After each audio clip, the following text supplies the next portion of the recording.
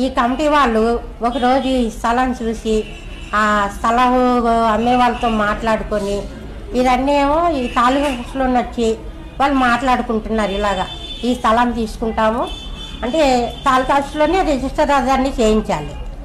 అదన్నీ మాట్లాడుకుంటుంటే ఈ మాటలన్నీ ఆలకించిన తర్వాత ఏంటనేసి అంటే వాళ్ళు ఈ విధంగా అమ్మవారి గురించి మేము ఇలాగా గుడి కడదామనేసి ఆ స్థలం తీసుకుంటున్నాము అనేసి చెప్పారు.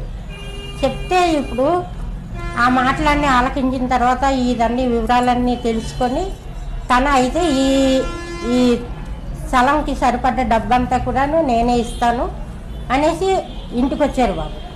ఇంటికి వస్తే బీరువా తీస్తున్నారు. బీరువా తీసి బీరువాలో డబ్బులు కూడా తీసారు. ఈలోగా నేను ధాన్యం కూడా అమ్మాను, గస ధాన్యం అమ్మాను.